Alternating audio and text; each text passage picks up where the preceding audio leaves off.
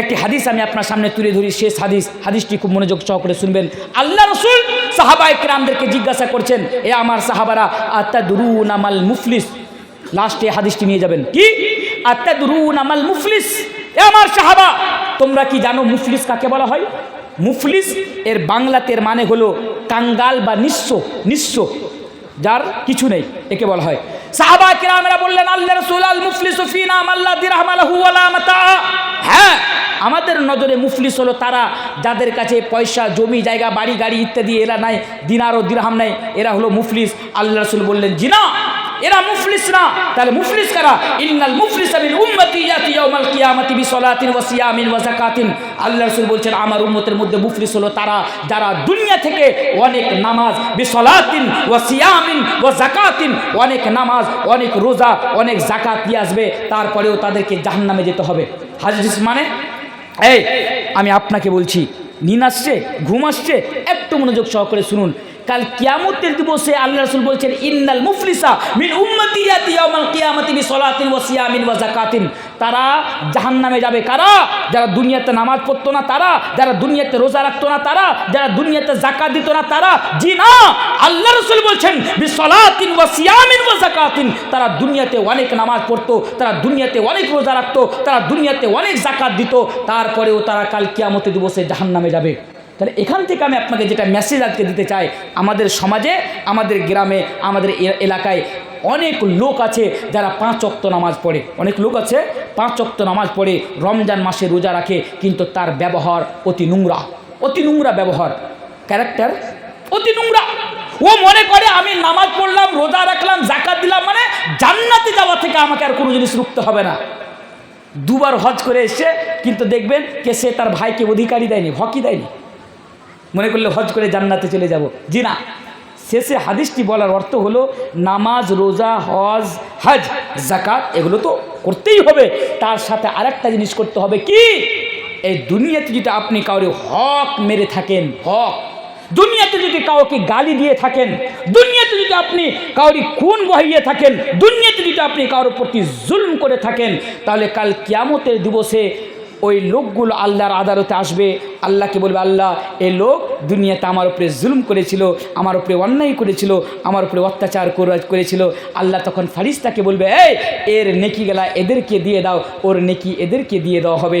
নেকি দিতে দিতে আল্লাহু আকবার, তার সমস্ত নেকি খতম হয়ে যাবে, আরও লোক বেঁচে থাকবে।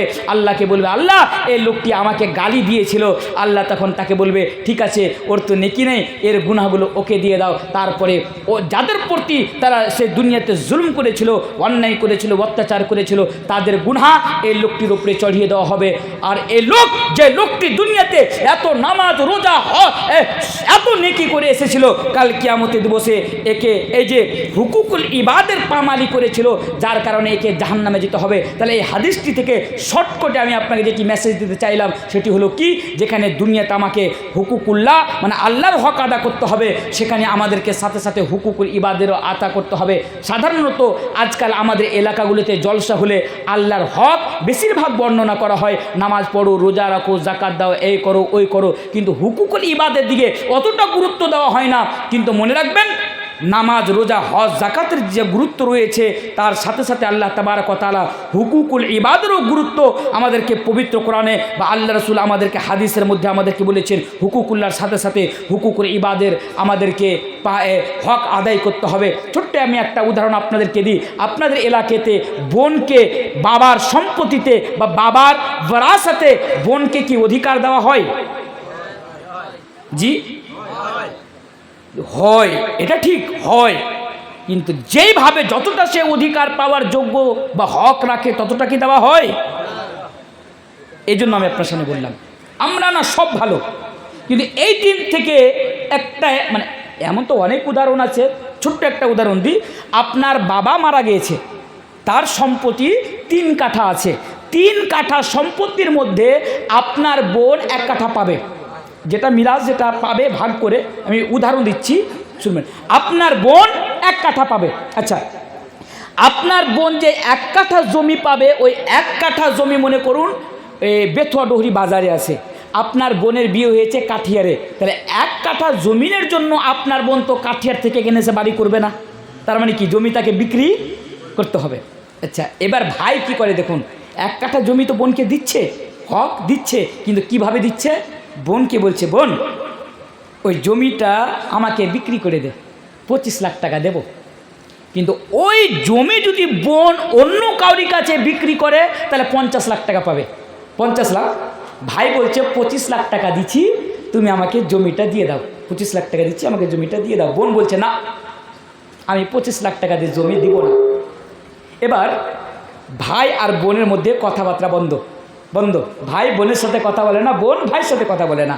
থার্ড পার্টি ও তখন মানে ওরা দুজন ছাড়া একটা লোক, ওর ভাই ওকে পাঠাচ্ছে, ওর বোনকে বলছে, আরে তোর তো একটাই ভাই, একটা কাজ কর, কম বেশি করে ভাইকে জমিটা দিয়ে দে, কমসে কম তোর ভাইয়ের বাড়ি আসা যাওয়ার রাস্তাটা তো ঠিক থাকবে।